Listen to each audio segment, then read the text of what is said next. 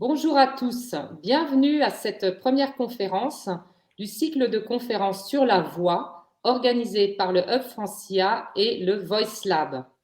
Le Hub Francia est une association à but non lucratif qui aide ses membres à s'approprier l'IA et à en profiter de toutes les utilisations possibles qu'ils peuvent en faire, quel que soit leur niveau de maturité. Le Voice Lab est membre du Hub Francia, est une très belle communauté issue d'un projet de mutualisation des données soutenu par le ministère de l'économie et qui a donc donné lieu à ce consortium, cette communauté des acteurs de l'IA dans la voix, lesquels créent une magnifique marketplace de ces solutions-là, mais ils vous en diront bien plus que moi. Les enjeux pour nous de cette conférence, c'est notamment d'analyser ce sujet de la voix dans l'IA au moment où la voix va devenir une interface de plus en plus utilisée et pas seulement dans des domaines comme la relation client, mais aussi dans des applications très sensibles, des applications industrielles pour communiquer avec les machines, dans des applications médicales également. Donc, il nous paraît essentiel d'avancer plus avant sur ce sujet. Il y a aussi un sujet caractéristique qui est l'aspect linguistique, qui est une de nos caractéristiques en Europe, qui présente des défis très importants, mais peut-être aussi des atouts. Nous avions, avec le Voice Lab l'an dernier, organisé avec Etalab un atelier sur les caractéristiques de l'IA francophone et le projet PIAF d'Etalab. Aujourd'hui, il s'agit de commencer à faire connaître les travaux du Voice Lab, de porter à la connaissance d'un public plus large à des fins de sensibilisation, à des fins de dissémination, donc de porter à la connaissance d'un public plus large les travaux du groupe de travail que constitue le Voice Lab. Voilà. Je vais laisser sans plus tarder la parole au président de l'association Voice Lab. Donc, j'ai le plaisir d'introduire Karel Bourgois. Karel, la parole est à toi. Merci beaucoup Gaël. Bonjour à tous. Merci d'être présent aujourd'hui à cette première conférence du cycle de la voix. Donc effectivement, le cycle de la voix, c'est une volonté commune entre l'association le Voice Lab et le Hub Francia d'organiser de façon récurrente. Donc c'est le premier, mais notre objectif, c'est d'en faire un par mois. Les deux prochains seront déjà planifiés. Des petites conférences sur des sujets autour de la voix qui peuvent être très divers, hein. Donc aujourd'hui, on va être sur un sujet assez technique, vous verrez, mais néanmoins passionnant. Et puis la prochaine conférence sera sur des sujets un peu plus marketing et business. Donc aujourd'hui, l'association de Voice Lab, on a, grâce à l'aide du Hub Francia, reçu une aide de la BPI de 4,7 millions pour créer une plateforme qui va permettre à l'ensemble des acteurs de la voix en France de faire connaître leurs offres, d'être plus compétitifs au niveau international, parce qu'on pense que l'écosystème aujourd'hui est un peu fragmenté, beaucoup d'acteurs relativement petits, et on sait qu'il y a des très très gros acteurs sur le domaine, et on pense qu'on peut faire de ce qui pourrait être perçu comme une faiblesse, une force, en travaillant tous ensemble, et travailler ensemble, c'est aussi partager ce que nous faisons. Donc aujourd'hui, nous avons deux personnes qui vont vous présenter des travaux sur ce qu'on appelle le Wave2Vec. Ils vous expliqueront ce que c'est, mais disons que c'est parmi les dernières technologies dans le domaine.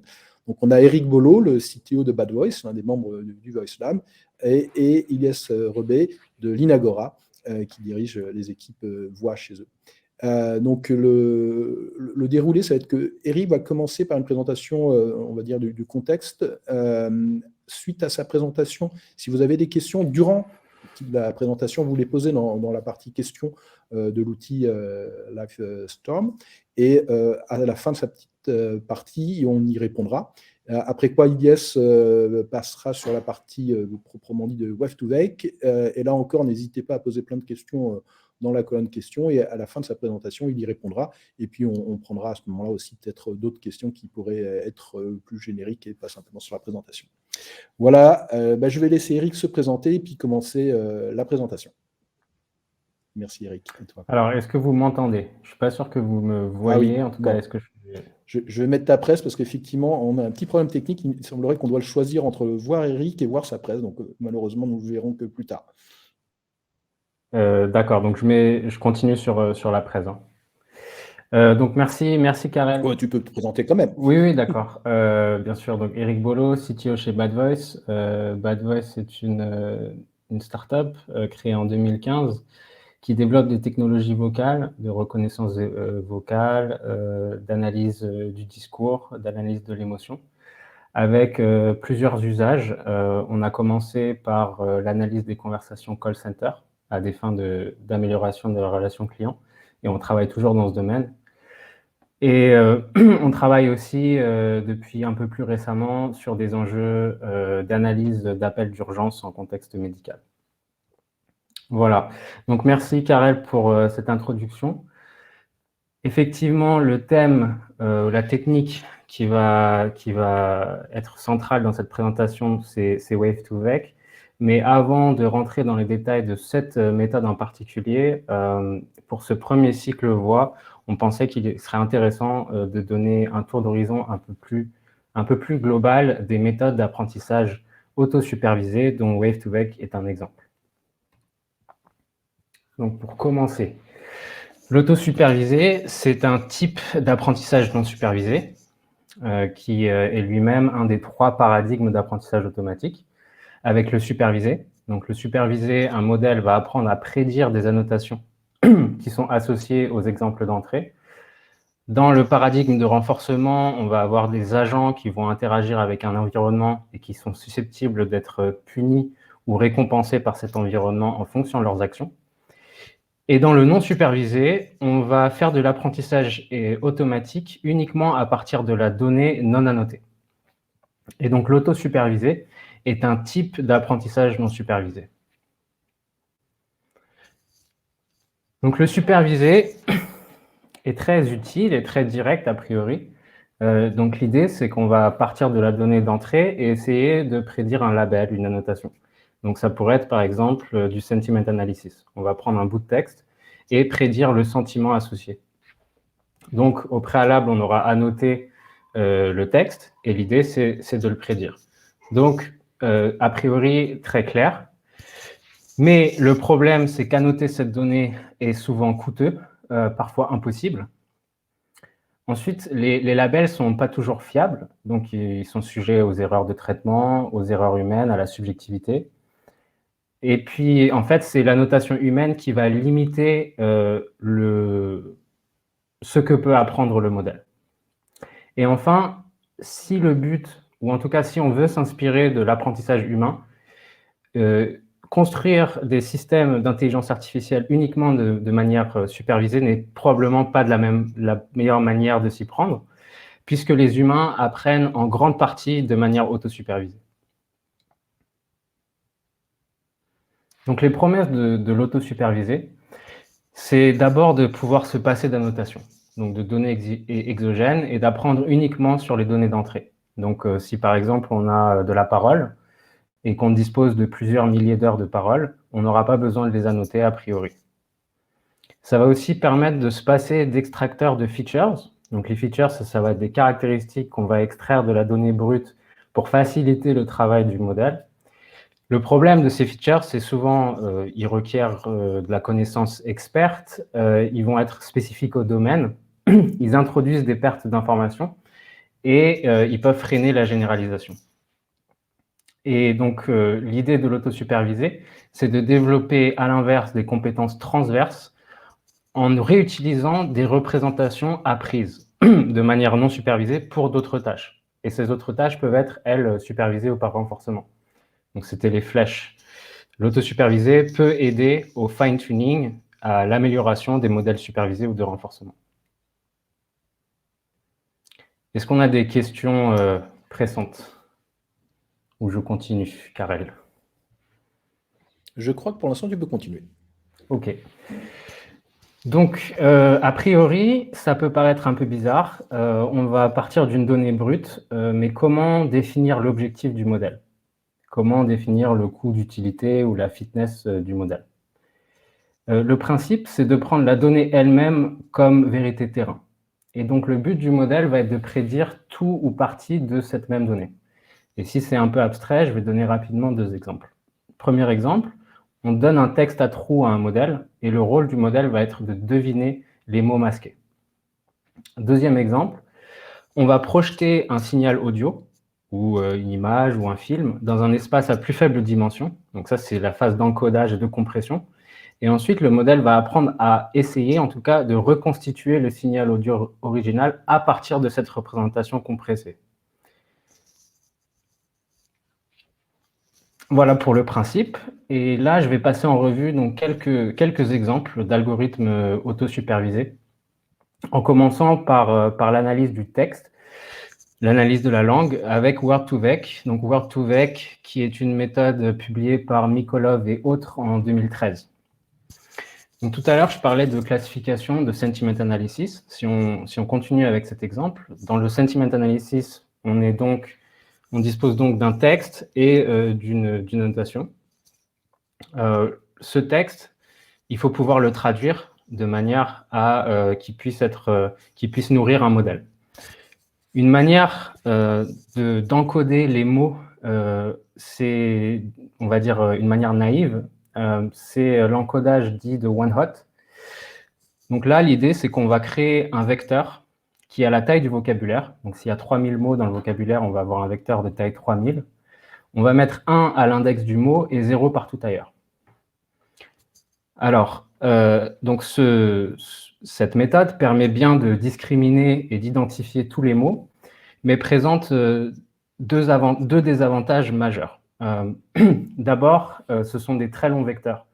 Et pour ceux d'entre vous qui ont entendu parler ou ont souffert eux-mêmes de la malédiction de la dimensionnalité, on sait que plus l'espace d'entrée est à faible dimension, plus ce sera facile pour le modèle.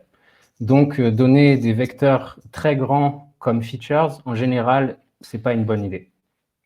Et puis, par ailleurs, cet encodage ne contient aucune information de type linguistique, sémantique ou d'information sur le monde.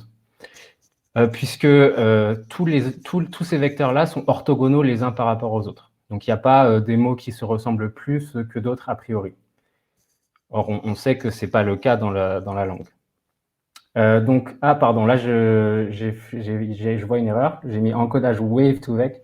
Je voulais dire Word2Vec. Le mot Wave2Vec vient d'ailleurs de Word2Vec. Donc, l'idée de Word2Vec, c'est d'encoder les mots avec chaque mot avec un vecteur de taille n, où n est bien plus petit que la taille du vocabulaire. Donc, en pratique, ça va être des vecteurs de taille 256, 512, par rapport à un vocabulaire de plusieurs milliers, voire plusieurs dizaines de milliers de mots. Donc, c'est une représentation beaucoup plus dense. Comment Word2Vec obtient ces représentations? Eh bien, vous vous souvenez, je parlais du principe de l'autosupervisé, c'est toujours le même principe. C'est de prédire la donnée elle-même. Donc, Mikolov avait présenté deux manières de faire. À gauche, la première. Donc, on voit une fenêtre environnante. Donc, ça, c'est des mots. On a le mot à T-2, le mot à T-1. Le mot à T0, à T plutôt, est masqué. Et on a les deux mots suivants. Donc, on a une fenêtre de deux mots précédents et de deux mots suivants. En appliquant un feed-forward neural network, on va pouvoir essayer de prédire le mot central. Ou à l'inverse, on peut prendre le mot central et essayer de prédire la fenêtre environnante. Et la taille de cette fenêtre est un hyperparamètre du modèle.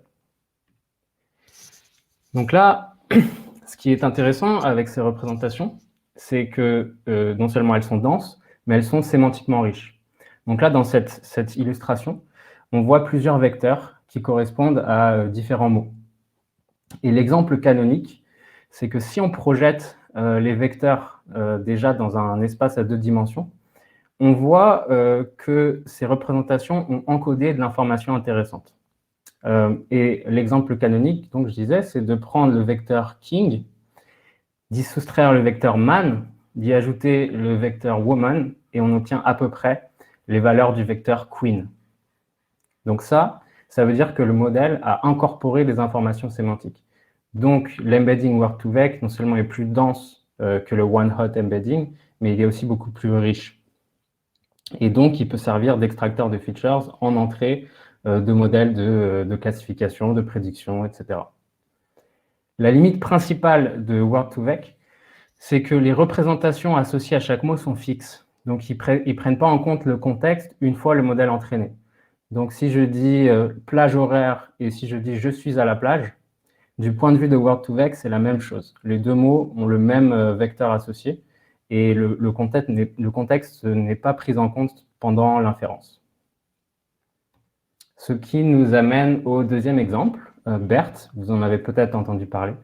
BERT est donc un modèle de langue basé sur une architecture neuronale transformer, des mécanismes d'attention.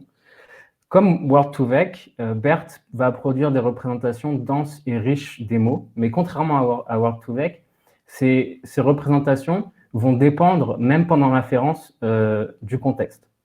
Donc, pour le coup, plage horaire et je suis à la plage ne vont pas produire les mêmes embeddings pour le mot plage. Donc, petite note architecturale, le BERT emprunte l'encodeur de l'architecture Transformer. Donc, voici une illustration. Donc, Transformer, c'est un modèle qui a été publié en 2017.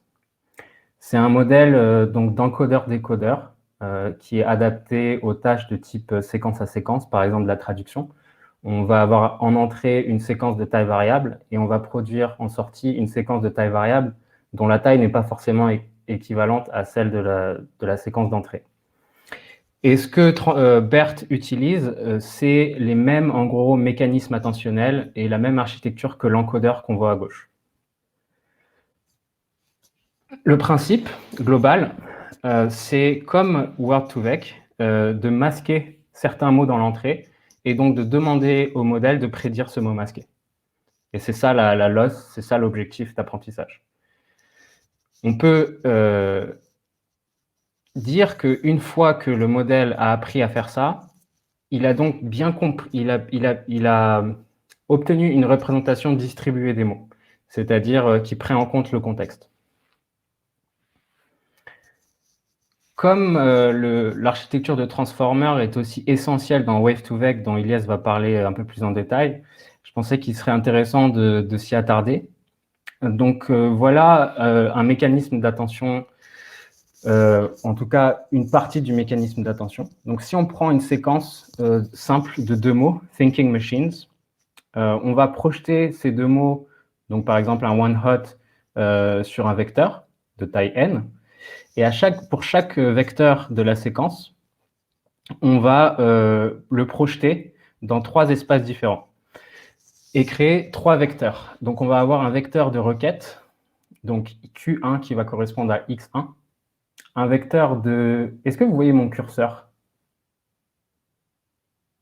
Karel, oui, okay. On voit ton curseur, pas de problème. D'accord, super. Donc, on a un vecteur Q1 qui est une projection de X1. Qu'on va appeler la requête, la query, le vecteur de clé, K1, et le vecteur de valeur, V1. Et ça, on va le faire pour chaque élément de la séquence. Ensuite, on va calculer un score pour chaque mot. Donc si là, on se concentre sur le mot thinking, on va prendre le produit scalaire entre la requête du mot thinking, K1, avec la clé correspondante. Et on va aussi prendre le produit scalaire de K1 avec K2. Ça va nous donner un nombre. On va le normaliser par la dimension, en gros, ou la racine carrée de la dimension. On va faire un softmax. Ce softmax produit une distribution. Et les valeurs de ce softmax vont pondérer les V1, V2. Et on obtient Z1 en pondérant, en faisant une somme pondérée de V1 et de V2. Donc, je ne sais pas si je vous ai perdu, mais en gros, ce que ça veut dire, c'est que le modèle apprend à lier l'importance de chaque mot avec chaque autre mot de la séquence. Donc, je parlais tout à l'heure des projections. Ces projections, elles sont des projections linéaires qui se font via des matrices. Et l'apprentissage, entre autres, c'est d'apprendre les poids de ces matrices. Donc, les mécanismes attentionnels, je m'y suis attardé parce que c'est vraiment la clé de l'architecture Transformer. Mais ça a aussi un autre avantage qui est de permettre la visualisation des activations du modèle. Et ça, c'est toujours intéressant avec des modèles neuronaux profonds parce qu'un défi majeur, c'est d'interpréter les décisions. Vu qu'il y a beaucoup de phases de calcul et de nombreuses non-linéarités, il est souvent difficile d'introspecter le modèle. Les mécanismes d'attention le permettent dans une certaine mesure. Et pour ce qui est de l'évaluation, donc là, on voit les résultats donc, publiés sur l'évaluation GLU. GLU est une évaluation en fait, qui compile plusieurs tâches et qui donne une idée globale de la performance d'un modèle sur des modèles de langue.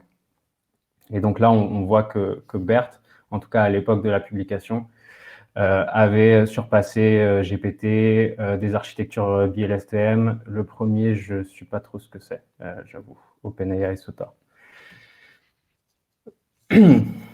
Voilà, donc pour résumer, on a Word2Vec qui produit des embeddings fixes de manière auto-supervisée, et puis on a BERT qui est aujourd'hui le modèle largement utilisé dans de très très nombreuses, donc qui domine maintenant je dirais pas la quasi-totalité, mais de très nombreuses tâches en NLP.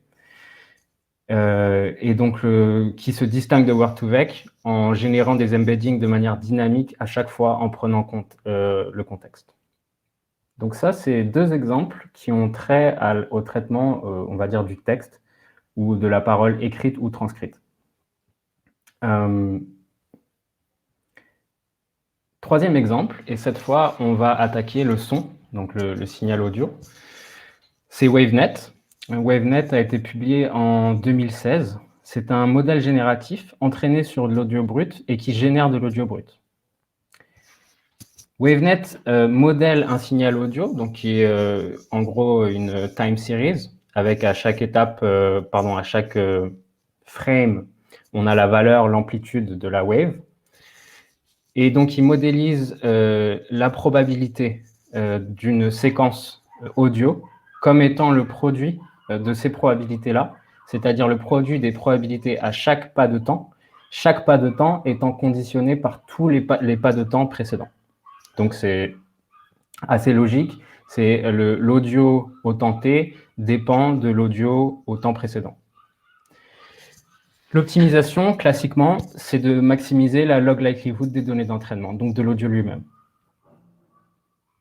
Pour ce qui est de l'architecture, donc là, on voit deux illustrations. La première en haut, donc en bleu, on a l'audio. Alors en réalité, cet audio, il est représenté de manière naturelle, de manière continue.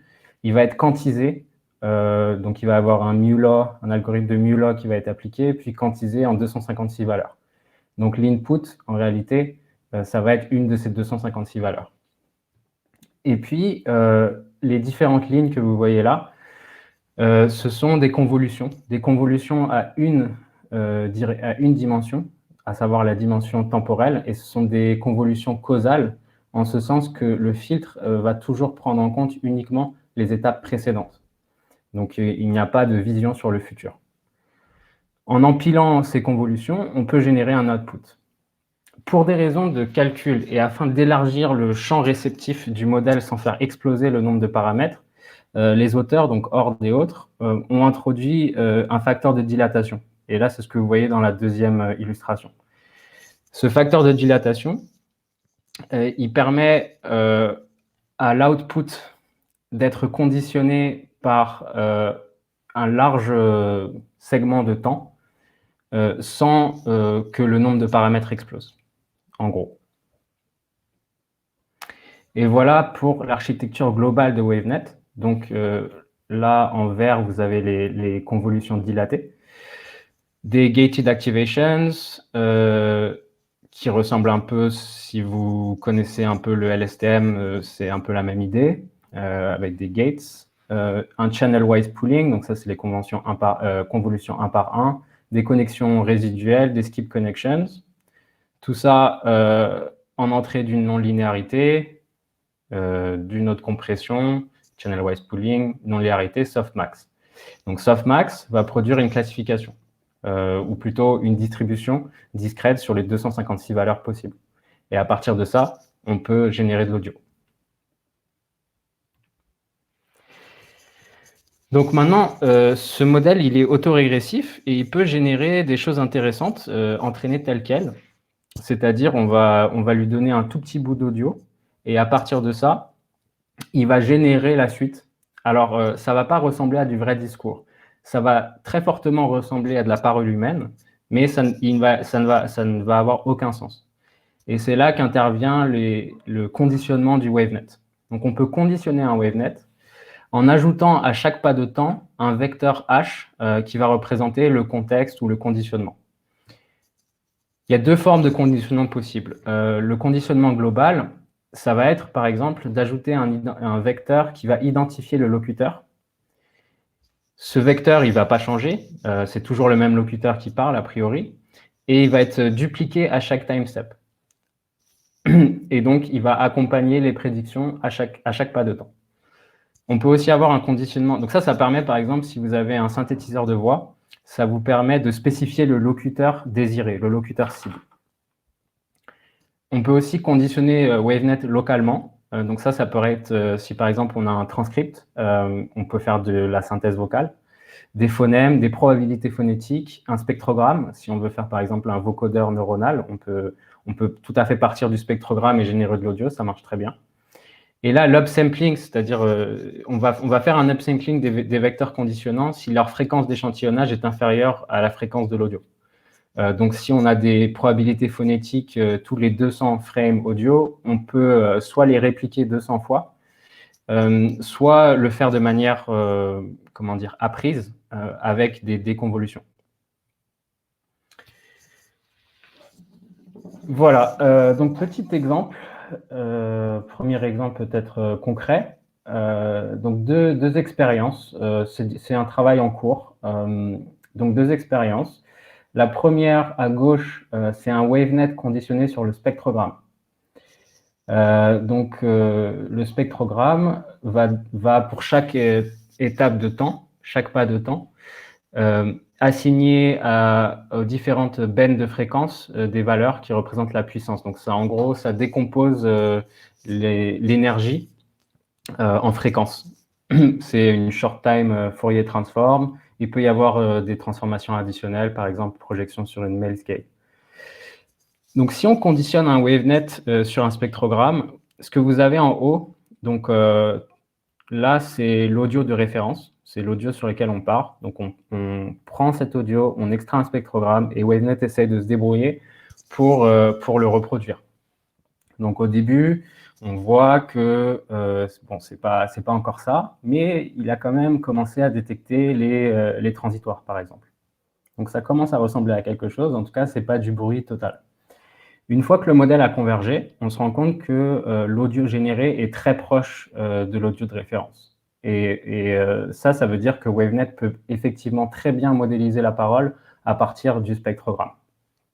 Ce qui n'est pas si étonnant, en fait, puisque le spectrogramme est aussi passé en entrée de nombreux synthétiseurs, vocodeurs, etc., qui marchent déjà. Donc, en soi, ce n'est pas une nouvelle technologie.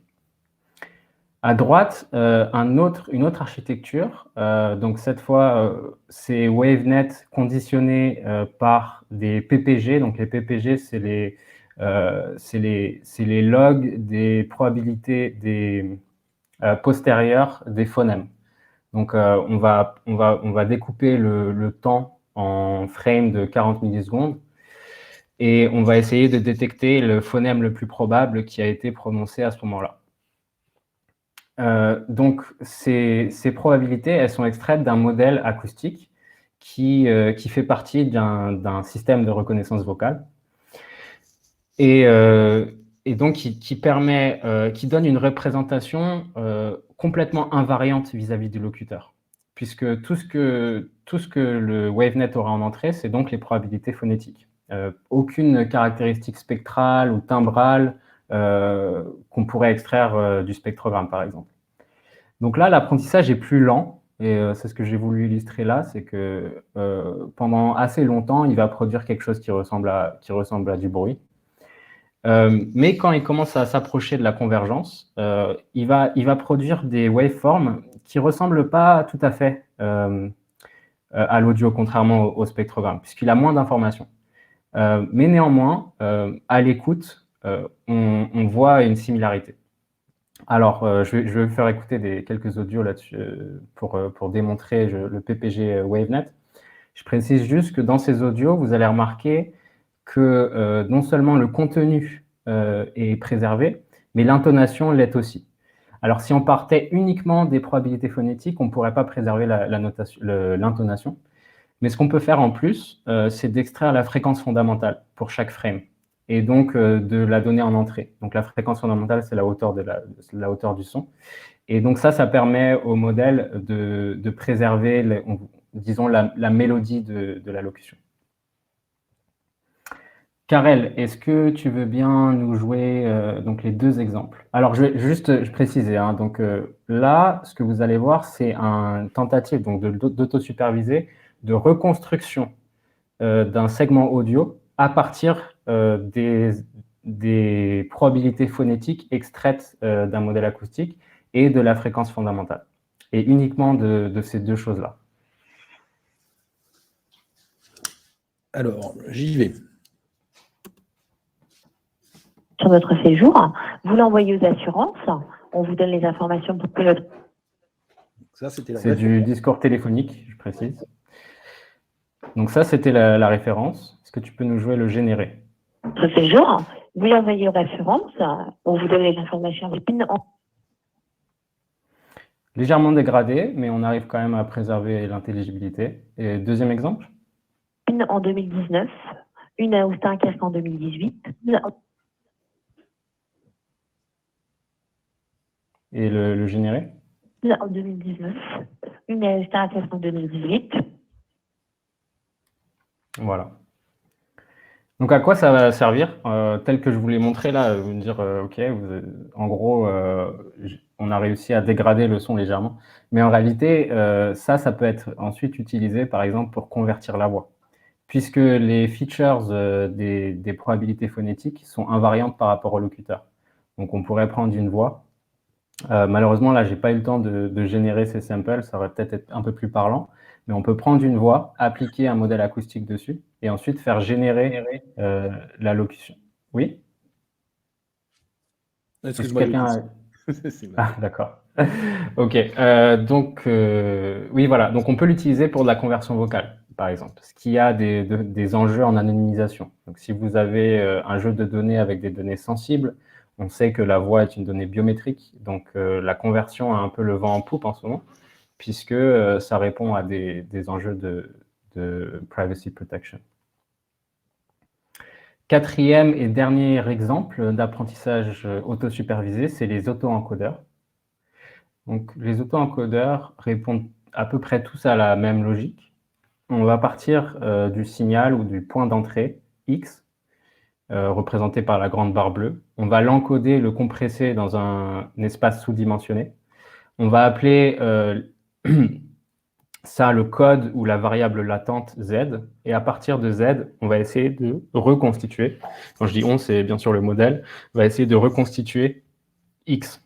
Et donc, l'objectif, c'est de minimiser la distance entre X et X'. Un exemple d'auto-encodeur, ce sont les auto-encodeurs variationnels présentés par Qingmai Weiding en 2014. En haut, vous voyez on va dire, le modèle génératif illustré.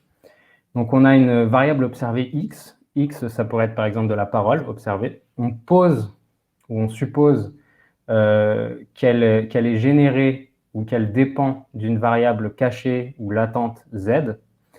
La probabilité jointe de ces deux variables aléatoires étant conditionnée par θ. Malheureusement, donc ça, c'est les modèles latents, ça correspond au modèle, on va dire, classique.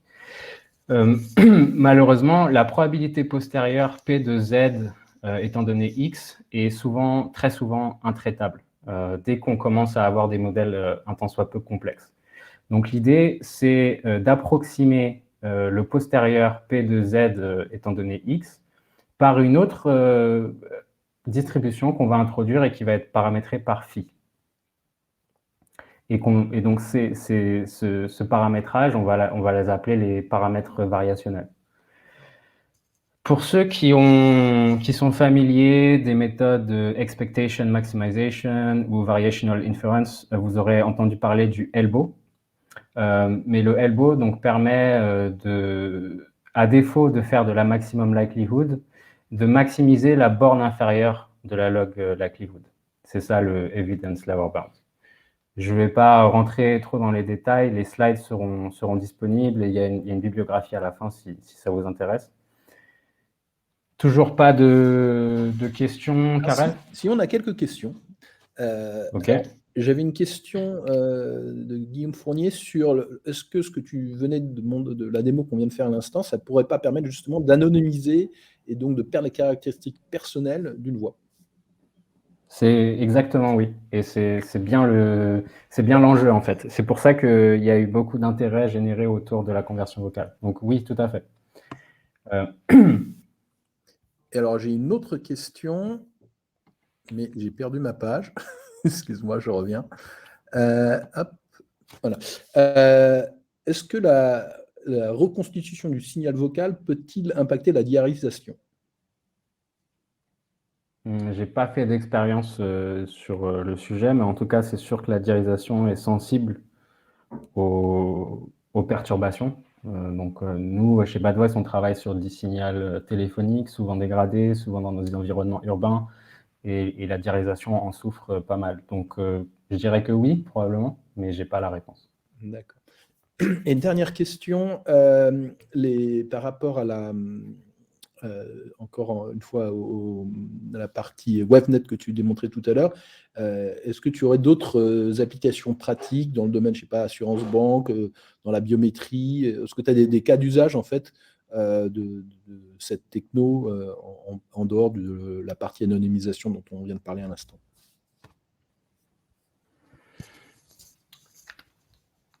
Oui, la synthèse vocale, donc les synthétiseurs vocaux. Donc, si je reviens sur la slide des conditionnements.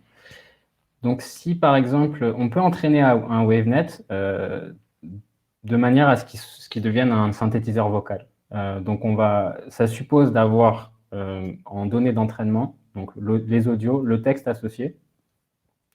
Et après, il suffira de conditionner l'audio par ce texte. Et donc, WaveNet générera une synthèse vocale de très grande qualité. Je n'ai pas moi-même entraîné de tels modèles ni vraiment expérimenté, mais j'ai vu ce que ça peut faire et c'est vraiment bluffant. Donc, je dirais la synthèse vocale, c'est ce qui me vient à l'esprit immédiatement. Alors, j'ai une follow-up sur la partie anonymisation. Et dans l'autre sens, entre guillemets, quels sont les outils et métriques qui permettent de prouver qu'on a bien anonymisé et qu'on ne peut pas réidentifier à partir du résultat le locuteur de départ? Globalement, il y a deux méthodes. Et en général, les chercheurs vont travailler sur les deux. Puisqu'elles sont complémentaires. On va avoir une méthode automatique. Donc, par exemple, on peut avoir entraîné au préalable un vérificateur de locuteur. Et on va faire tourner ce vérificateur de locuteur sur des données synthétiques et des données naturelles. Et l'évaluation sera d'autant meilleure que le equal error rate, c'est-à-dire quand le vérificateur de locuteur aura dit ça, c'est pas les mêmes voix alors que c'était de base les mêmes voix. Ça va être le critère. Sinon, on peut demander à des annotateurs humains d'évaluer, d'apparier en fait des segments audio, dire voilà, ce segment audio a été dit par tel locuteur, correspond à ce même autre segment audio. Mais il faut prendre en compte d'autres choses, puisque dans la conversion vocale, il va y avoir aussi de la dégradation. Donc, peut-être, par exemple, il y a certains... Donc, en fait, il y a plusieurs dimensions à considérer. Certains modèles vont très bien imiter l'empreinte vocale du locuteur cible, mais on va perdre en intelligibilité. Donc, on peut aussi tester l'intelligibilité du module converti de manière automatique en faisant tourner un speech-to-text, un ASR dessus, et en évaluant le word error rate. Et donc, si le word error rate n'est pas trop dégradé sur les données synthétiques par rapport aux données naturelles, ça voudra dire que l'intelligibilité est peu ou prou conservée. Super, merci beaucoup. Je te laisse continuer le suite de ta Ça marche. Merci. Donc voilà, ça c'était un premier auto-encodeur variationnel. Donc l'idée, encore une fois, c'est d'approximer la postérieure P2Z étant donné X, car le réel postérieur est intraitable.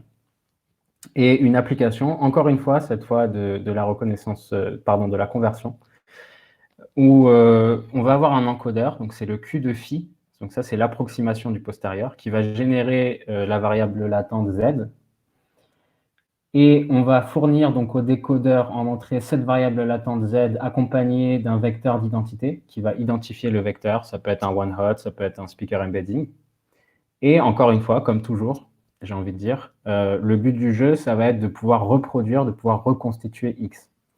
Et ça n'est pas une tâche facile parce que le vecteur Z est fortement compressé par rapport au signal d'entrée. Donc, il y a beaucoup de travail à faire pour aller condenser le plus d'informations utiles. Et l'idée de fournir un speaker embedding, c'est d'épargner au décodeur la tâche, ou plutôt à l'encodeur, la tâche d'encoder des caractéristiques du locuteur. Et donc, a priori, Z, idéalement, je vais dire, Z ne va contenir que des informations qui sont invariantes par rapport au locuteur. Donc, qui peuvent s'approcher, par exemple, du pur acoustique, tel phonème, etc. Et l'optimisation se fait de la manière selon Kingma et Welling, donc c'est des auto-encodeurs variationnels. Il y a quelques ajouts, il y en a 2 en particulier, je vais très rapidement les mentionner. Là, on voit un discriminateur, c'est ce triangle. Donc, d'ailleurs, j'aurais pu prendre comme exemple les GAN, les Generative Adversarial Network, aussi un très bon exemple d'auto-supervisé. Mais bon, on ne peut pas non plus tout passer en revue. Mais l'idée là, c'est effectivement, en fait, on va considérer que l'auto-encodeur est un générateur, plutôt le décodeur est un générateur, et on va le confronter à un discriminateur. Le discriminateur va essayer de, en gros, distinguer les exemples synthétiques des exemples réels, et le décodeur, lui, à l'inverse, va essayer de faire que la conversion soit la plus fidèle possible à l'empreinte vocale du locuteur cible. Et donc, il va y avoir un jeu entre le décodeur et le discriminateur. Autre élément d'ajout, c'est peut-être un détail, mais il y a un cycle. Donc, en fait, on va convertir X à X', ensuite à X de prime. Et donc, on va convertir X, on va fournir le speaker identity vector de Y. Ça va produire X'. Ensuite, on va donner X' à l'encodeur, cette fois donner le speaker identity vector de X. Et l'idée, c'est que X' ressemble le plus possible à X. C'est-à-dire qu'il y a eu un cycle de conversion totale. Et ça permet d'entraîner une conversion explicitement parallèle entre différents locuteurs. La limite de ce genre d'approche, d'ailleurs, cyclique, mais qu'on voit beaucoup, c'est que, en fait, ils sont spécifiquement entraînés pour convertir la voix de tel locuteur à la voix de tel autre locuteur. Ce qui veut dire que si on veut convertir une voix qu'on n'aura pas vue dans le jeu d'entraînement, ça peut être très compliqué, voire impossible avec ce genre d'architecture. Voilà, deuxième variante des auto-encodeurs, également appliquée à la conversion vocale. Mais cette fois, les auteurs, Poliak et Wolf, sont plus ambitieux. Donc, ce qu'ils veulent faire, c'est un convertisseur universel. Et ce qu'ils ont réussi à faire en partie. Donc, un convertisseur universel, ça veut dire je peux prendre n'importe quelle voix en entrée, que je l'ai vue ou non dans le jeu d'entraînement, et ensuite, je peux la convertir en une autre voix. Donc, comment ils s'y prennent? Donc, il y a un encodeur. Pareil, c'est toujours la même idée. On va compresser le signal. Et ensuite, on va essayer de le reconstruire. Donc, ça, c'est l'auto-encodeur loss basique. Mais entre deux, les variables latentes, donc les codes qui ont été produits par l'encodeur, vont être passés à un classifieur. Et le but de ce classifieur va être de distinguer l'origine des différents vecteurs latents. Donc dire, ce vecteur latent, il vient de locuteur A. Ce vecteur latent, il vient de locuteur B. Ce vecteur latent, il vient de locuteur C, etc. Et il va y avoir, encore une fois, un jeu adversarial training où le but de l'encodeur va être de faire en sorte que ce classifieur performe mal, alors qu'évidemment, le classifieur lui-même va essayer de performer au mieux. Qu'est-ce que ça produit? Ça veut dire que à terme, une fois le modèle convergé, ces représentations latentes qui ont été reproduites par l'encodeur, idéalement, sont invariantes par rapport au locuteur, puisque le classifieur, à la fin de l'entraînement, n'est plus en mesure, en partie bien sûr, de classifier les vecteurs et de pouvoir les réassigner à leur locuteur. Et ça, c'est ce qui sous-tend l'universalité de ce système, puisque ça veut dire qu'a priori, l'encodeur ignore toutes les variables qui ont trait au locuteur. Ça veut dire qu'on peut lui donner un nouveau locuteur. En pratique, ce n'est pas tout à fait le cas encore. Donc, si on lui donne un locuteur qui n'a pas été dans le jeu d'entraînement, les performances sont légèrement moindres. Mais néanmoins, et globalement, ça marche. Voilà, donc c'est ce que je disais tout à l'heure. Donc, on a la loss d'auto-encoding. Eric, si je me permettrai de te dire juste que ouais, ça fait longtemps. Les horaires, donc si tu peux te donner un petit coup d'accélérateur. Merci. Ah ouais, on l'a largement dépassé, excuse-moi. Donc, je vais passer ce détail technique. On va aller directement à la démo et je vais laisser la parole à Elias. Donc là, la démo, c'est démo de conversion vocale explicite. C'est-à-dire que le modèle a été entraîné avec un auto-encodeur variationnel sur des locuteurs spécifiques. If not, it's about time somebody did. Ça, je précise là, c'est plus de la parole. Vous avez noté peut-être que la qualité audio est bien meilleure. C'est plus de la parole téléphonique. Donc ça, c'est la voix source. Première voix cible féminine. If not, it's about time somebody did. Deuxième voix cible féminine. If not, it's about time somebody did. Première cible masculine. If not, it's about time somebody did. Et dernière. If not, it's about time somebody did. Bon, vous n'avez pas eu accès, et on ne va pas passer trop de temps dessus, aux enregistrements originaux de ces locuteurs-là, mais je pense que vous voyez très bien qu'en tout cas, il réussit à produire une empreinte vocale différente de la source et qui a l'air réaliste. Voilà, je suis désolé d'avoir pris autant de temps. Merci en tout cas. Merci à toi, pas de problème. Et donc, on va passer maintenant la parole à Ilyes. Merci beaucoup, Karel. Alors, donc, du coup, bonjour tout le monde. Tout d'abord, je me présente. Donc, je suis Ilyes Rebé, ingénieur de recherche speech scientist chez l'Inagora. Je présente en deux mots les activités de recherche de l'Inagora. En fait, depuis plus de 5 ans, on travaille sur le développement de solutions IA et particulièrement des solutions NLP, des solutions de reconnaissance de la parole. Voilà donc les activités de recherche de l'équipe R&D l'Inagora. Et maintenant, on commence la deuxième partie de cette présentation. Alors, dans cette partie, donc, du coup, je vais vous présenter l'approche self-supervised learning et particulièrement l'approche wave-to-vec. Il y aura deux parties, partie théorique et partie pratique. Donc, pourquoi l'apprentissage autosupervisé pour la reco de la parole et le wave-to-vec? En fait, il existe des milliers de langues parlées dans le monde. Aussi, il y a plusieurs dialectes différents, ce qui représente un énorme défi pour le développement d'une solution, d'un moteur de reconnaissance de la parole de haute qualité. Il n'est pas simplement possible d'obtenir des ressources pour chaque langue, en fait, et aussi pour chaque dialecte dans les nombreux domaines possibles. Par exemple, comme domaine, la parole lue, la parole spontanée pour les réunions, la parole spontanée aussi pour les émissions radiophoniques télévisées, ou même pour le domaine de call center, la parole téléphonique ou bien les appels téléphoniques. Du coup, donc, pour concevoir et développer un système de reconnaissance pour une langue, dialecte dans un domaine donné, avec les approches existantes, surtout des approches supervisées, il faut avoir un gros corpus de données annotées. Et quand je dis données annotées, là, c'est des audios transcrits manuellement par des humains et parfaitement, surtout, sans erreur, afin d'obtenir les meilleures performances de reconnaissance. Malheureusement, ce n'est pas toujours le cas pour la majorité des langues. En fait, il y a la plupart des langues, il y a 7000 langues dans le monde qu'on peut les considérer comme langues à faible ressource. Et là, c'est la première motivation pour l'approche Wave2Vec.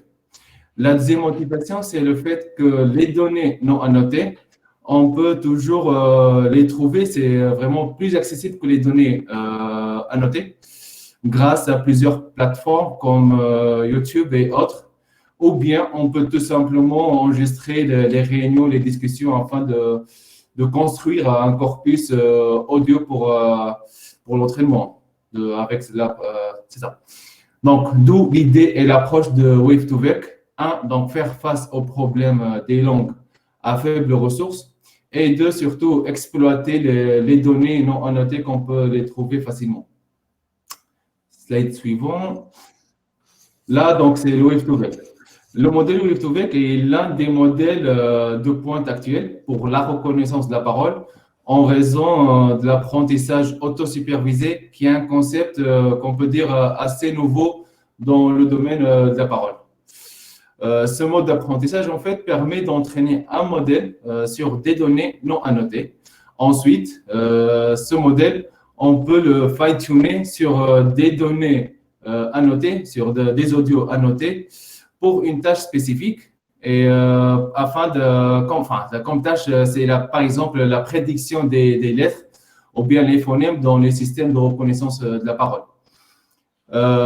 Comme résultat publié dans l'article Wave2Vec, ils ont prouvé qu'avec seulement 1 heure de données annotées, le modèle Wave2Vec, bien sûr fine-tuné, pas le modèle pré-traîné, donc c'est le modèle fine-tuné, a dépassé la performance et le précédent état de l'art entraîné sur Centaur. Du coup, c'est en utilisant vraiment 100 fois moins de données annotées par rapport à l'état de l'art. Et par conséquent, ce résultat vraiment prouve que les modèles autosupervisés peuvent être une solution vraiment pour atteindre des meilleures performances de haute qualité de reconnaissance dans le cas des langues à faibles ressources de données.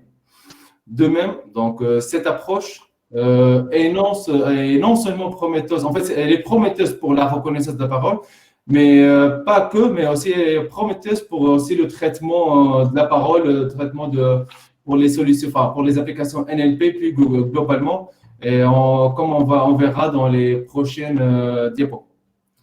Slide suivant. Donc, voici un petit exemple de résultat obtenu par les auteurs de l'article Wave2Vec. Le modèle de base a été fine-tuné, je vous donne le contexte, donc le modèle de base a été fine-tuné sur le corpus de benchmarking LibreSpeech pour la tâche de reconnaissance de la parole, bien sûr. Le résultat est là, c'est en termes de word error rate sur le corpus test clean et other. On voit bien qu'avec 100 heures de données, cela a permis d'obtenir 2% de word rate sur le clean et avec une différence de 0,2% par rapport au modèle entraîné sur les 960 heures. Et du coup, c'est avec moins fois de données, ils ont obtenu presque les mêmes résultats. De même, donc l'utilisation de seulement 10 minutes de données d'entraînement, bien sûr annotées, ce qu'on peut considérer comme vraiment dans le domaine de la reconnaissance, c'est vraiment rien. C'est pas vraiment une quantité de données pour l'entraînement. Ça a donné lieu à un word rate de 4,8 sur le corpus clean, on peut dire non bruité, et 8,2% sur la partie test others, qui est un corpus un peu challenging, où il y a des bruits, plusieurs challenges. Ainsi, du coup, on peut conclure qu'entraîner un modèle qui permet d'avoir une bonne représentation, très bonne représentation du signal, donc le modèle Wave2Vec, la partie auto-supervisée, facilite la tâche de fine-tuning et le modèle, du coup, peut converger rapidement et surtout sur peu de données. Après, donc là, je vous montre l'idée générale du Wave2Vec. Donc, comme le montre l'image, donc le modèle est en fait entraîné en 2 phases. La première phase, c'est en mode auto-supervisé, qui se fait à l'aide de données en fait non étiquetées, non annotées bien sûr, et vise bien sûr à obtenir la meilleure représentation possible à partir des données en input. Vous pouvez penser à cela de la même manière que penser au modèle Wave2Vec. Donc, c'est presque la même idée. Le Word2Vec, pardon.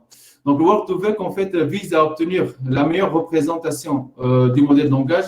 Mais là, le Wave2Vec vise à avoir une représentation pour le cas de la parole.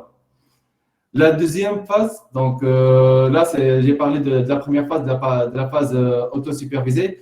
La deuxième phase, c'est le fine-tuning supervisé. Et là, on prend le modèle pré-traîné et en utilisant des données annotées pour apprendre au modèle à prédire, par exemple, dans le cas de la reconnaissance de la parole, des lettres, des phonèmes ou bien des bouts de mots en utilisant l'approche de Google, le Sentence Piece. Voilà, donc c'est ça les deux parties de Wave2Vec. Là, on passe vers l'architecture de la partie supervisée, la partie fine-tuning, qui se compose généralement de trois parties principales. Donc, la première partie, c'est les couches convolutives, en fait, qui prennent en entrée le signal brut, le signal audio, pour obtenir une représentation latente Z.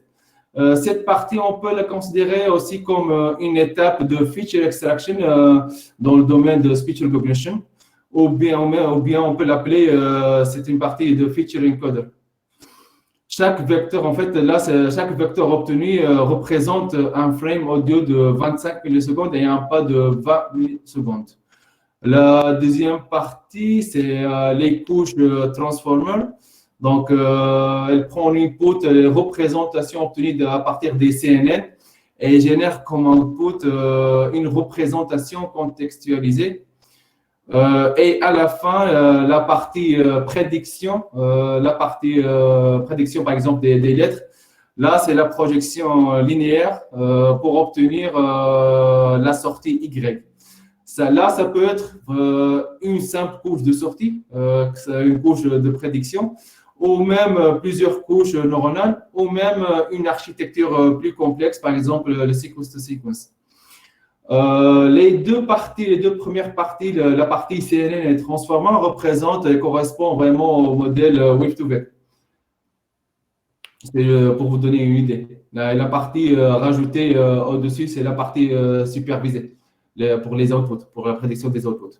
Passons maintenant au modèle Wave2Vec et la partie auto-supervisée. Donc, comme je vous avais expliqué, donc, le modèle Wave2Vec est composé principalement de deux parties, de deux couches, des couches CNN et des couches Transformers. L'idée principale est simple et similaire à BERT en NLP.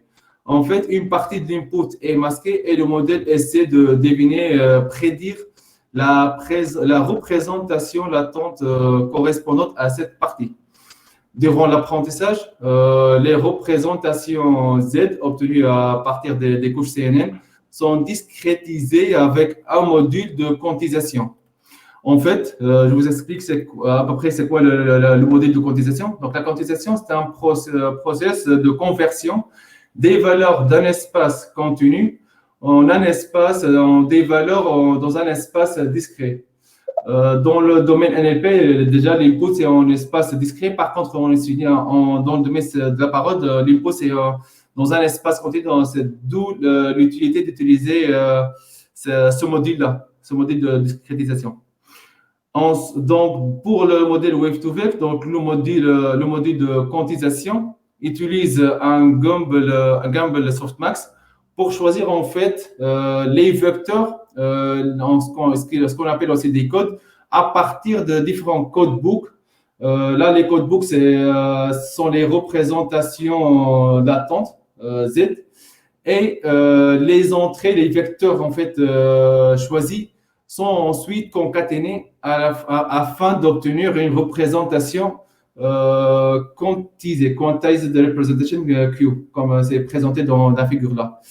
Et enfin, le modèle est entraîné en résolvant en fait contestive learning sur les représentations latentes masquées.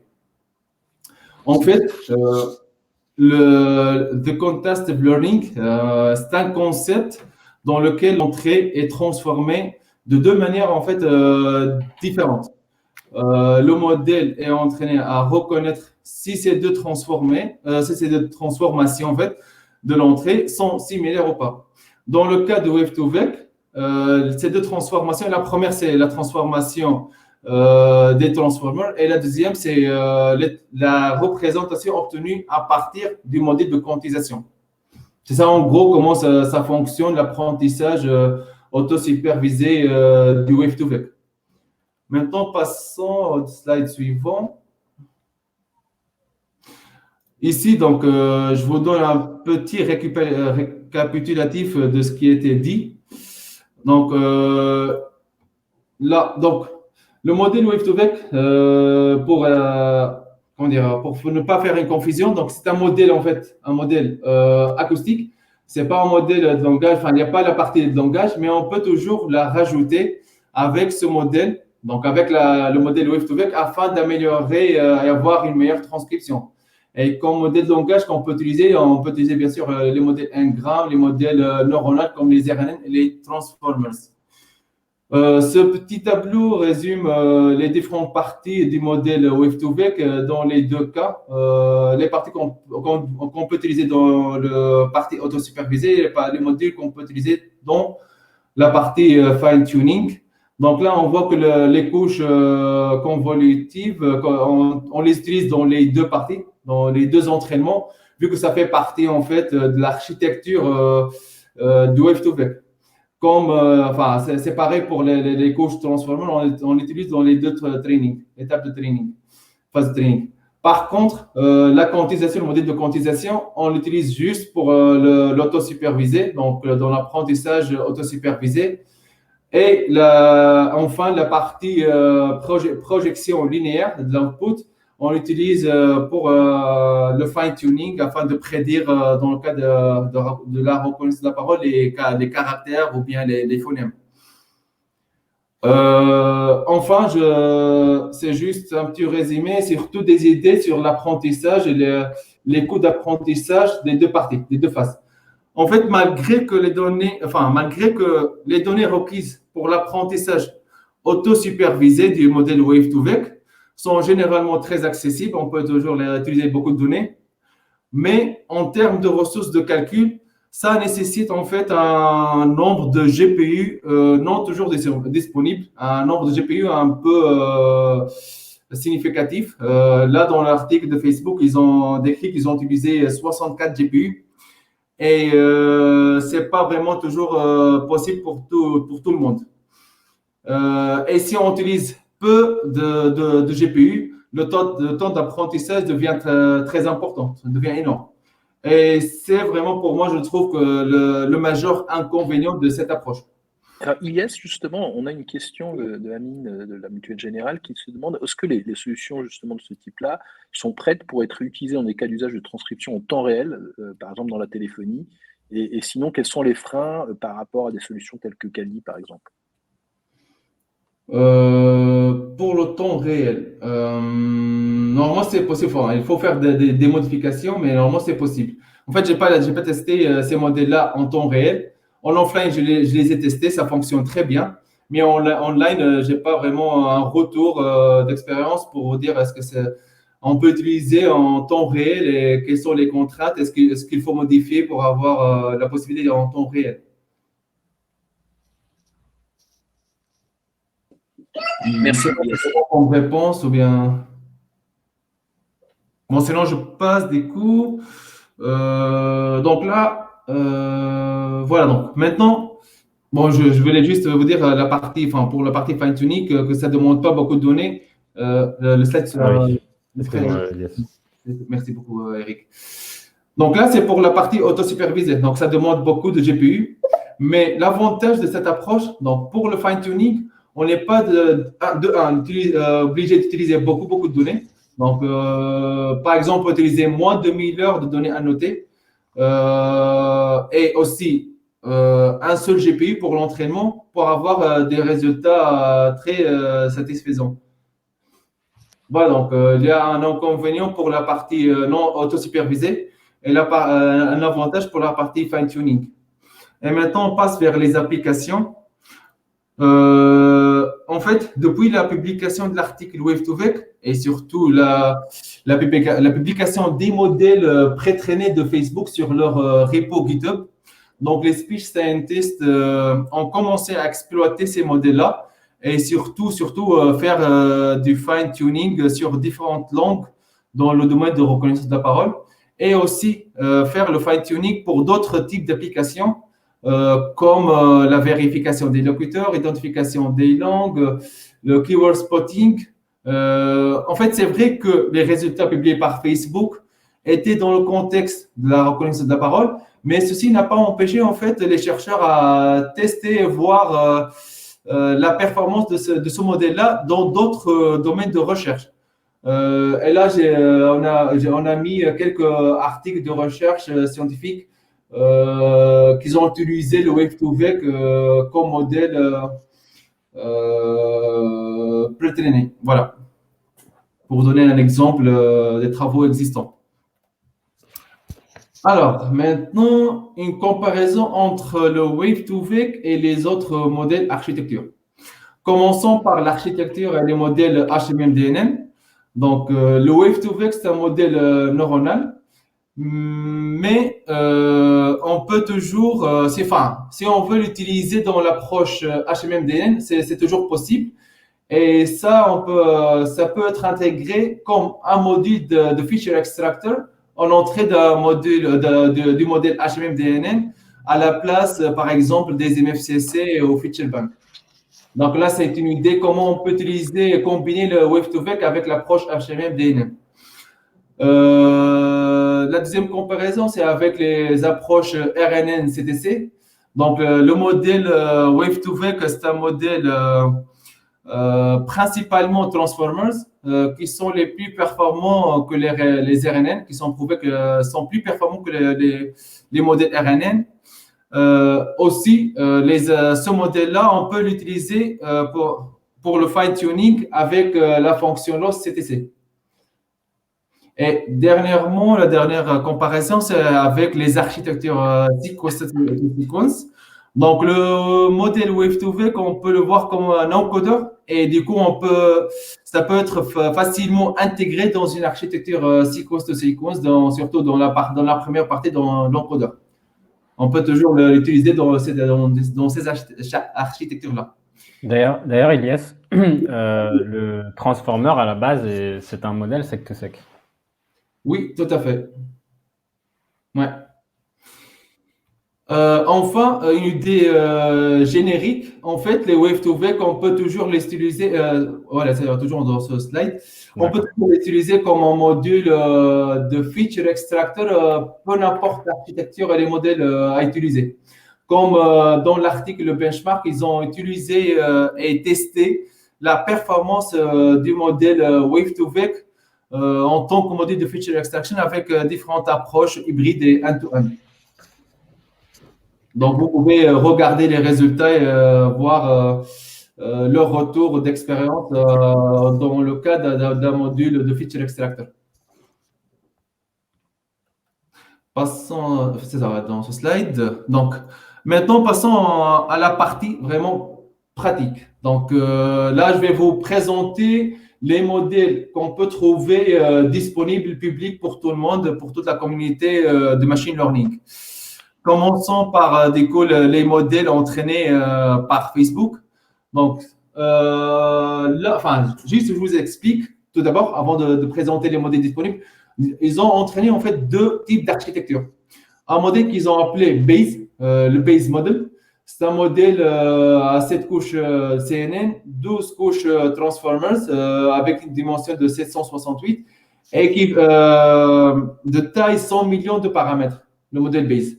Après, ils ont testé une architecture plus large qu'ils ont appelée large model. Donc, toujours pour les couches CNN, c'est la même architecture, donc 7 couches CNN. Par contre, ils ont doublé le nombre de couches Transformers Et aussi, ils ont augmenté la taille de ces couches-là. Ils ont passé vers les 1024 neurones.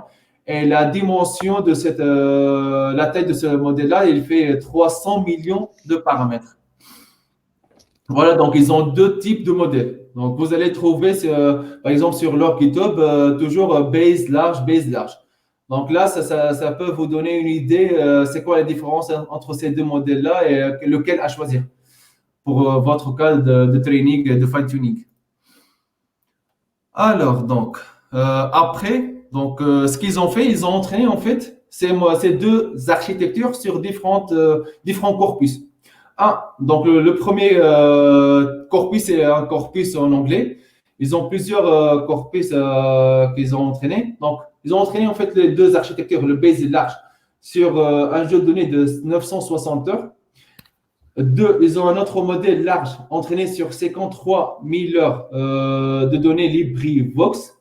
Là, il y a la référence, j'ai rajouté la référence pour avoir une idée sur ces données-là et donner une idée comment ils ont collecté, c'est quoi les spécificités de ces données-là.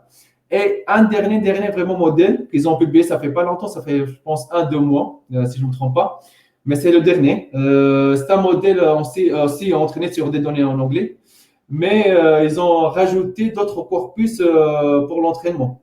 Donc, ils ont utilisé toujours les 53 000 heures, le LV, qu'ils ont appelé le LV60K. Plus, ils ont rajouté le Common Voice, corpus Common Voice, Switchboard et Fisher. Voilà, donc ça, c'est le modèle pré-traîné. Il ne faut pas faire la confusion entre le modèle pré-traîné et le modèle fine-tuné. Le modèle pré-traîné, c'est vraiment le modèle Wave2Vec qui permet d'avoir une représentation de la parole. Donc là, c'est des modèles entraînés sur de l'anglais. Et aussi, ils ont entraîné d'autres modèles, des modèles sur du multilangue, qu'ils ont appelé le XLSR 53. C'est un modèle entraîné sur 53 langues. Ils ont utilisé l'architecture large comme architecture d'entraînement, l'architecture du modèle, les 300 millions de paramètres. Ils ont utilisé 56 000 d'heures. Il y a le corpus MLS, leur fameux corpus MLS, c'est un corpus qu'ils ont collecté à partir du projet LibriVox. Ils ont utilisé aussi tout le corpus Common Voice, là, toutes les langues, je pense les 8 langues, et le corpus aussi Babel. Et comme ça, leur modèle final, c'est un modèle multilangue avec 53 langues. Et enfin, il existe d'autres modèles qu'ils ont appelés Vox Populi. Ces modèles-là sont entraînés sur des enregistrements du Parlement européen. Et on peut trouver, vous pourriez trouver que plusieurs modèles monolangues, en fait, dans ce cas, des modèles en français pré-traînés, des modèles en anglais, espagnol et d'autres langues. Et aussi, toujours des modèles multilangues pour le Vox Populi. Là, on a mis le lien pour voir tous les modèles disponibles pour ce type de modèle-là. Yes, est-ce qu'un de ces modèles fonctionne sur du 8 kHz?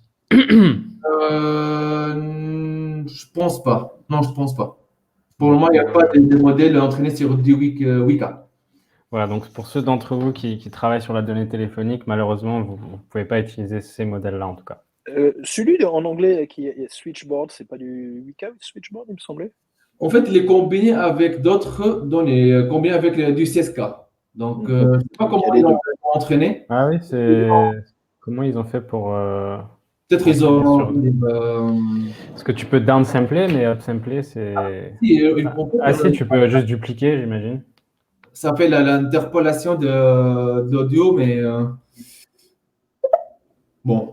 En tout cas, ils sont entraînés et ils fonctionnent sur du 16K, c'est ça? Si je ne me trompe pas, oui. Je veux dire, ils fonctionnent sur des 16K, ils ne sont pas forcément entraînés. Oui. Okay. Bon, à vérifier. Pardon. Pour les modèles XLR, c'est du 16K. Pour les modèles en anglais, sauf le dernier qu'ils ont combiné, rajouté le corpus switchboard, je n'ai pas vraiment une idée comment ils l'ont entraîné. Enfin, ce n'est pas indiqué sur leur repo. Mais les autres modèles, c'est du 16K. Tu vois, Eric? Après, Un participant qui nous dit que ça marche effectivement très bien avec du upsampling et que donc c'est probablement ça qu'ils ont fait. D'accord. Ouais, sûrement, c'est ce qu'ils ont fait. Voilà, donc là, c'est presque tous les modèles qu'on peut trouver disponibles en ligne de Facebook, publiés par Facebook. Et enfin, on passe vers les modèles, d'autres modèles, entraînés cette fois-ci par l'équipe de LIA pour la langue française. Les autres modèles, pour les Facebook, il y a des modèles multilangues et modèles anglais. Par contre, les modèles de l'équipe LIA, qui les ont appelés le benchmark, il y a 7 modèles, mais ce sont des modèles entraînés pour la langue française. C'est sur des corpus français, et du coup, c'est pour la langue française. Ils ont 7 modèles. Ils ont utilisé les 2 architectures, le base et le large, et ils les ont entraînés sur 3 corpus de données. 1000 heures, 3000 heures et 7000 heures. Et ils sont disponibles sur leur repo sur Hugging Face. Pardon. Et là, il y a le lien pour les trouver.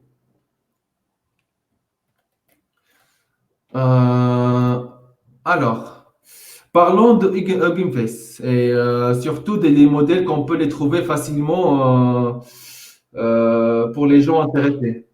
Donc, on peut trouver en fait des centaines de modèles Wave2Vec pré-entraînés et surtout fine-tunés, surtout les pré-trainés. Pour les fine-tunés, c'est aussi intéressant de les avoir et les tester surtout et voir leur performance.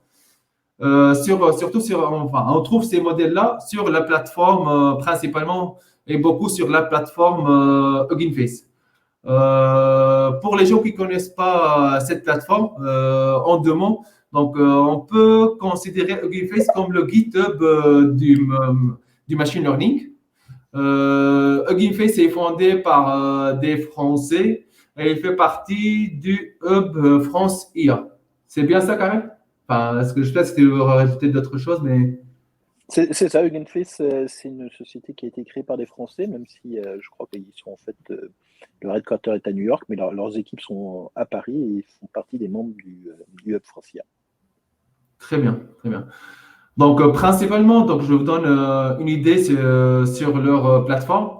Donc, c'est un hébergeur de modèles de machine learning avec la possibilité de mettre ces modèles en public ou même en private. Et ils ont plusieurs formules, formules gratuites et d'autres payantes avec plus d'options. Et ils ont un service très intéressant, à part la possibilité de publier et mettre ces modèles en open source pour la communauté.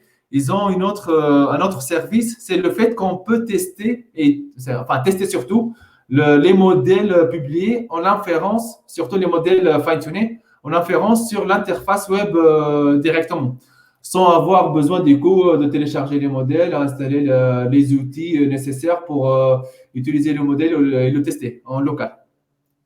Donc là, je trouve vraiment un point très important et vraiment un avantage pour Hugging Face. Et revenons sur les modèles Wave2Vec. Donc, toujours sur… non, c'est l'autre de slide, s'il te plaît, Eric. Donc, on trouve presque… Celui-là. Celui d'après. Celui d'après. Encore sur… pardon, c'est le Hugging Face. Je vais dire qu'il existe plus que 600 modèles Wave2Vec proposés par Facebook et l'équipe LIA et d'autres par des speech scientists. C'est tout. Voilà. Et il y a le lien vers où on peut trouver ces modèles-là, huggingface.co. Donc, slide suivant, s'il te plaît. Donc, yes, je me permets juste de te dire qu'il nous reste normalement 7 minutes avant la fin.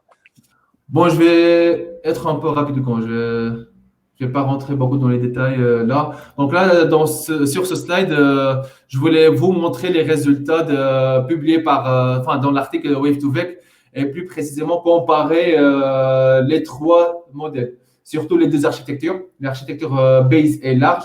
Et c'est les modèles entraînés sur 960 heures et sur 53 000 heures. Rapidement, donc d'après ces résultats, donc on voit que le modèle large entraîné, par rapport au modèle base entraîné sur les mêmes données, que ça marche bien par rapport au modèle base. Ça veut dire qu'il permet de générer une bonne représentation par un modèle base. Et aussi, le modèle large entraîné sur plus de données, sur 53 000 heures, c'est encore meilleur. Le modèle donne une très, très bonne représentation qui permet, dans la phase de fine-tuning, d'avoir de très bons résultats. Et ça, c'est valide pour les différentes configurations qu'ils ont testées. Les configurations, donc c'est avec les différents corpus, les 10 minutes, les 1 heure, 10 heures et 100 heures. Voilà, en gros, c'est juste pour vous dire comment on choisit le modèle pour le fine-tuning, lequel à choisir. D'après ces résultats-là, donc on voit bien que le modèle large entraîné sur plus de données, le modèle élevé 60K, il est le meilleur par rapport aux autres modèles. Voilà, c'est tout pour ce slide. Passons Alors justement, j'ai une question là-dessus, rapidement, mais Oui. est-ce que si on fine-tune sur encore plus de données, par exemple avec de la donnée YouTube, ça pourrait améliorer les… Fine-tune ou bien faire la première partie, la partie auto-supervisée? Alors je ne sais pas, mais donc, non, le fine-tuning, oui. Le fine-tuning, oui, on peut toujours utiliser plus de données pour le fine-tuning.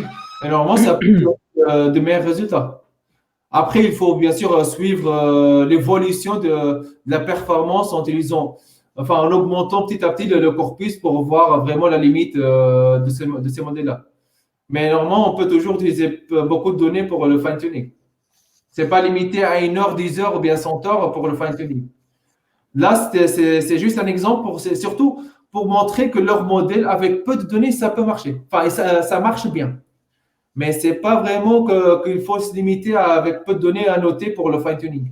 C'est surtout les coûts d'annotation qui limitent. Tout à fait, oui. Et surtout pour les langues où on ne peut pas trouver beaucoup de données à noter, là, ça peut marcher très bien pour ce cas-là. Donc, c'est ça l'idée principale de Facebook.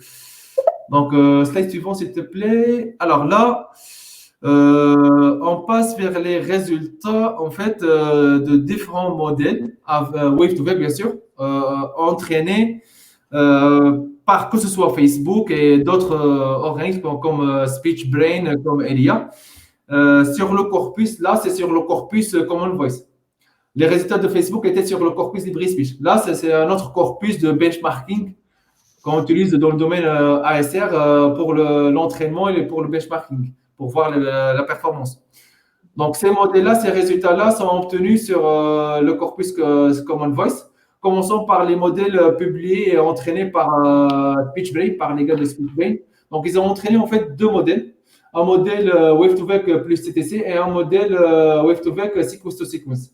Ils n'ont pas utilisé un modèle de langage et ils ont utilisé à la place des modèles pré-traînés de Facebook, ils ont utilisé les modèles pré-traînés de Elia. Donc, le modèle, le benchmark Wave2Vec large entraîné sur 7000 heures.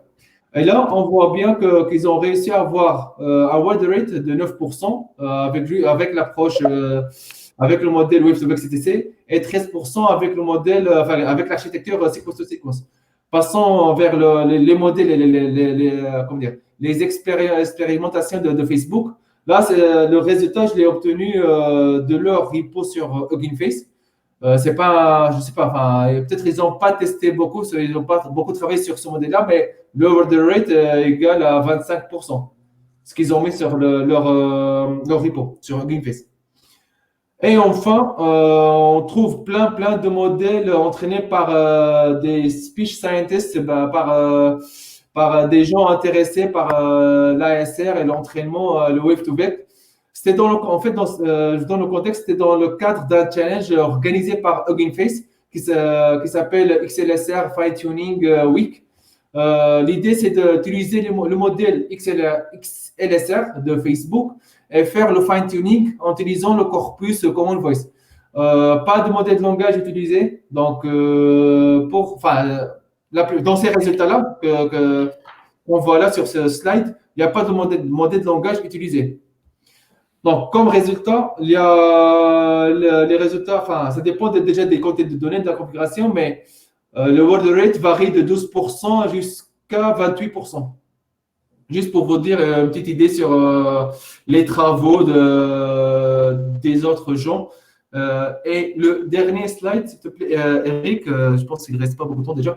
Là, je veux vous parler en fait des travaux, des résultats effectués au sein de l'Inagora. En fait, on a travaillé aussi sur les modèles Wave2Vec. Et l'idée, c'est de tester la performance de ce modèle et surtout de voir l'évolution et la performance de ce modèle en variant la quantité de données. Essayer de répéter plus ou moins la même chose que Facebook, ils ont fait. Voilà. Donc, on a utilisé le Wave2Vec, plus juste, on a rajouté juste une couche de prédiction pour prédire les caractères en français. Et on n'a pas utilisé de modèle de langage. Et on a utilisé le Common Voice pour le fine-tuning. Et c'est le modèle XLSR de Facebook. Je vous donne juste le contexte avant de présenter les résultats, de vous décrire les résultats. En gros, ce qu'on a fait, c'est on a commencé par 6% du corpus training de Common Voice. En fait, le corpus training, il fait 300 heures. Donc, 6%, ça fait plus ou moins 50 heures. Donc, et comme résultat, on a obtenu 20%. Après, on a augmenté, on a passé à 10%, c'est environ 60 heures. On a passé à 18%. En rajoutant plus de données, 30%, ça fait presque 100 heures, à peu près 100 heures. Donc, on a passé à 15% en gardant la même quantité de données. Mais cette fois-ci, on a essayé de jouer sur les techniques de data augmentation, d'impliquer la data augmentation et surtout jouer sur les paramètres. On a passé à 14%. Et le dernier résultat, c'est en utilisant 60%, donc ça fait presque 200 heures. Toujours en appliquant la meilleure configuration et avec la data augmentation, on a passé à 12%. Juste, je voudrais vous dire quelque chose à propos du résultat de SpeechBrain. Les 9%, ils ont utilisé tout le corpus de Common Voice. Juste pour vous donner une comparaison, une idée pourquoi eux, ils ont utilisé 9%, nous, on a obtenu 12%. Enfin, je pense que c'est juste à cause qu'ils ont utilisé tout le corpus. Là, ça rajoute. Et ça répond aussi à ta question, Karen. Si on rajoute plus de données, on utilise plus de données pour le fine-tuning, est-ce que ça améliore encore plus ou pas? Là, on voit bien avec le résultat de SpeechBrain qu'on peut avoir un meilleur résultat avec plus de données. Et enfin, le dernier travail, et surtout c'est très intéressant ce travail-là, c'est en fait de prédire non seulement les caractères, de prédire non seulement le caractère, donc du coup, entraîner un modèle pour l'ASR, mais aussi de prédire la ponctuation avec. Et comme ponctuation, on a utilisé le virgule, interrogation, point, exclamation. Donc, on a utilisé ces 4 signes de ponctuation et on a entraîné le modèle à prédire les caractères plus la ponctuation. C'est juste un essai rapide pour voir est-ce que ça peut marcher ou pas. Est-ce que ce modèle-là peut converger si on rajoute si on lui force à prédire des choses vraiment non acoustiques. La ponctuation, il y a de l'acoustique derrière la ponctuation comme l'interrogation, l'exclamation, mais quand même, on voulait tester, voir qu'est-ce que ça va donner. Et là, c'était juste en utilisant 10% des données. Le résultat, c'était vraiment intéressant. Donc, le résultat texte plus ponctuation, ça veut dire le texte, vraiment, c'est les mots plus ponctuation. On a calculé le word rate sur ça et on a obtenu 21%. Et le deuxième résultat, c'est en fait, on l'a fait pour comparer entre le modèle entraîné avec la ponctuation par rapport au modèle entraîné juste sur les caractères et voir est-ce que ça va dégrader en rajoutant la ponctuation à l'entraînement, est-ce que ça va vraiment dégrader la performance et la capacité du modèle à prédire les caractères plus la ponctuation ou pas. Là, on voit que le word rate juste du texte, on a enlevé, en fait, on a juste supprimé la ponctuation et recalculé le word rate et on a obtenu 19%. Si on le compare avec les 18%, avec la même configuration, bien sûr, on ne peut pas comparer les 12% avec les 19% parce qu'on n'a pas utilisé la même quantité de données. Mais si on compare les deux modèles avec les mêmes quantités de données, les 10%, on voit bien là que ça a dégradé la performance juste à 1% en word rate. Et là, c'est vraiment très intéressant.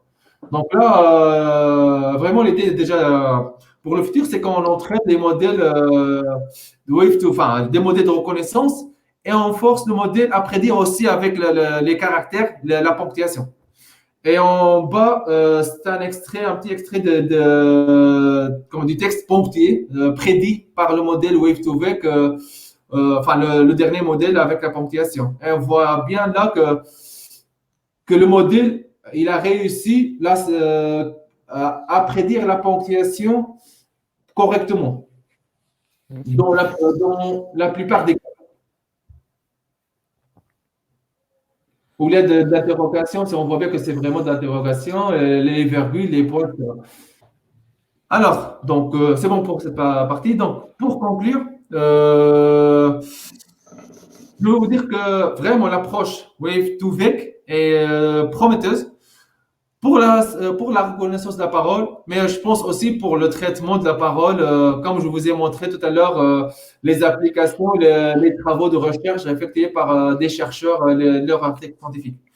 Et comme perspective, donc là, c'est faire vraiment du benchmarking de Wave2Vec sur multiples domaines. Là, les modèles sont testés vraiment sur de la parole, mais l'idée, c'est vraiment tester la performance de Wave2Vec sur d'autres domaines. Et plus précisément, comme vous posez la question, est-ce que ça peut marcher sur le call center, sur du Wika ou pas? Là, il faut tester et voir. Et moi, je pense que ça peut marcher juste pour la partie fine-tuning. Je ne parle pas de la partie pré-trainée. Bien sûr que si on veut réentraîner le modèle Wave2Vec, on peut toujours le réentraîner. Et là, bien sûr, ça va donner un meilleur résultat par rapport si on utilise le modèle de base, le modèle entraîné sur du CSK et faire le fine-tuning sur du Wika. Ça peut marcher. Mais à tester, c'est vraiment un travail d'ingénierie et de recherche de paramétrage et vraiment d'analyse des résultats et voir comment on peut réentraîner le modèle sur d'autres domaines. Ouais. Et le dernier point, c'est vraiment entraîner sur des données diverses collectées dans le cadre de le Voice Lab. Voilà pour cette partie. Désolé, j'ai pris un peu plus de temps. Merci Ilyes. Non, je pense que c'est super parce que tu as été très exhaustif. Tu nous as donné plein d'exemples. Je vais la dernière partie, pardon. Pardon? Je te laisse présenter la dernière partie, pardon. Okay, merci. Je ne vais pas m'apesantir parce qu'il est déjà bien tard, mais donc ce que je souhaitais préciser, donc, c'est que le Voice Lab aujourd'hui, on a donc un projet qui est financé par la BPI de créer une plateforme avec 3 éléments. Le premier élément, c'est une couche de mutualisation de données. Donc c'est ce dont parlait Ilyes en disant à partir de cette couche, on va pouvoir entraîner des modèles. Et donc ça, c'est la deuxième couche. On va pouvoir avoir des moteurs de reconnaissance, mais aussi de synthèse, d'analyse d'émotions, etc. Et la troisième partie, c'est une place de marché où on souhaite rassembler tous les acteurs français et européens à moyen terme de la voix pour faciliter la visibilité de leurs travaux et de leurs services sur le marché. Aujourd'hui, si vous pouvez aller sur le slide d'après, je crois. Oui, désolé, j'ai fait une capture d'écran, je n'avais pas remarqué. C'est pas grave. Donc, nos membres sont assez variés. On a un certain nombre de startups et d'entreprises de la tech, mais on a aussi tout ou presque les labos de recherche qui travaillent dans le domaine. Il y a un certain nombre de grands groupes qui sont utilisateurs de ces technologies ou d'entités publiques telles que le ministère des Finances. Donc aujourd'hui, on en est à une première version où on a collecté 6000 heures de données. Donc ces 6000 heures, on est en train justement de les normaliser, de définir comment on va pouvoir les stocker, les rendre accessibles. On devrait, d'ici la fin du mois prochain, sortir un logiciel d'annotation en open source qu'on appelle Labelite, qui vient des travaux de Bad Voice dans le domaine. Et on fait les premiers entraînements sur le moteur open source InSCT de l'Inagora pour valider voilà, qu'on a une plateforme qui fonctionne, des données qui sont utilisables. Pour 2022, notre objectif, c'est de pouvoir ajouter d'autres moteurs sur notre plateforme pour s'entraîner sur les données qu'on aura collectées. Donc, entre autres, avoir probablement des moteurs à base de Wave2Vec comme ça comparer un petit peu les différentes architectures et voir ce qu'on souhaite mettre à disposition. Un autre élément sur lequel on va commencer à travailler, c'est l'apprentissage fédéré. Donc là, l'idée, c'est qu'au lieu de mutualiser des données de façon centralisée, ce qui pose des problèmes parfois de RGDP, de confidentialité, etc., c'est de voir comment on peut laisser les données chez leurs propriétaires, mais leurs propriétaires nous donnent l'accès à ces données pour qu'on aille faire l'apprentissage localement et on rapporte cette connaissance pour créer un moteur plus performant sans avoir pour autant déplacé la donnée. Et enfin, bien sûr, on va benchmarker et publier ce qu'on aura construit pour le partager avec la communauté. On devrait peut-être la copier, celle-là. Ouais. Je l'ai mise dans le chat. Okay. Vous avez la mailing list sur laquelle vous pouvez vous inscrire. C'est intéressant pour plusieurs choses.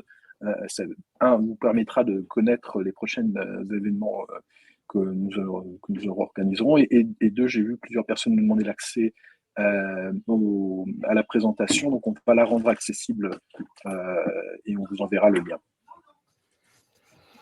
Voilà, je vous remercie tous d'avoir participé. Il y avait quelques dernières questions, donc je propose à ceux qui souhaitent se déconnecter de se déconnecter.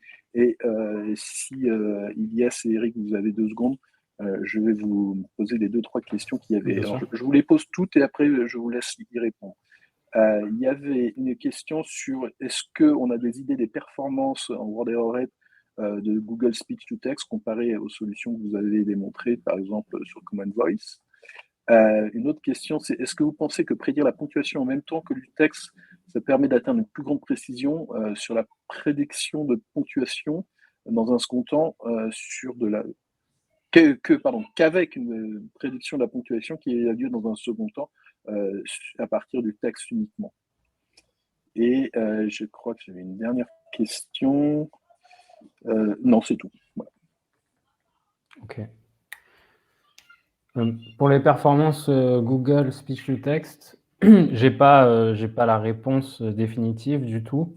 Je peux juste parler de notre expérience. Donc, on a fait un benchmark, je pense, il y a 1 an, et sur différents domaines, y compris du téléphone.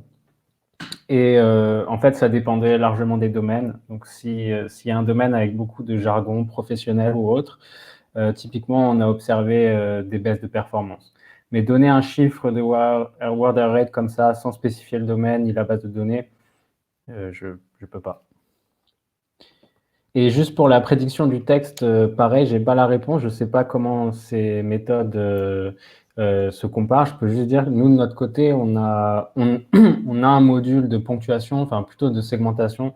Ce qu'on cherche à faire, c'est segmenter en gros des locutions qui sont sémantiquement cohérentes. Et on le fait à partir du texte. Ça a l'air de bien marcher. J'imagine que si on part avec un modèle de type Wave2Vec, donc qui incorpore des informations acoustiques, on peut peut-être plus finement détecter des choses comme des interrogations, des exclamations à partir de l'intonation. Mais ça, c'est juste... voilà. Oui, tout à fait, Eric. J'allais dire la même chose. En fait, le test que j'ai fait, c'était juste pour voir la capacité du modèle Wave2Vec à prédire les caractères plus la ponctuation. Mais après, est-ce qu'on peut remplacer un module de prédiction de ponctuation par un modèle entraîné sur les deux? Je ne sais pas, mais ce que je peux proposer peut-être, c'est de combiner les 2 sorties afin d'affiner, améliorer le résultat. Comme tu disais, Eric, on peut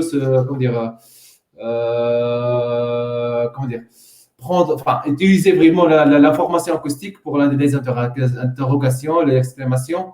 On peut bénéficier de ces informations-là à partir du modèle acoustique et ça peut aider le modèle de ponctuation à partir du texte.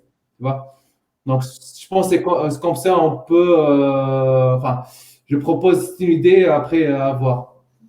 Est-ce qu'on peut remplacer vraiment un modèle de ponctuation par un modèle entraîné sur les 2 à partir du signal? Voilà. Merci Ilyes, merci Gaël pour l'organisation avec le Hub.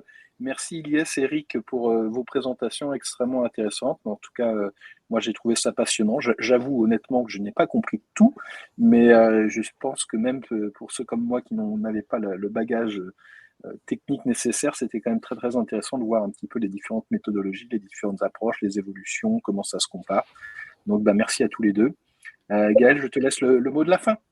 Écoute, je pense que tu as bien annoncé le début de ces échanges très riches autour du Voice Lab et il me reste qu'à dire merci à tout le monde et rendez-vous donc à la prochaine session le 16 décembre à 17h pour une nouvelle conférence du Voice Lab. Merci à tous.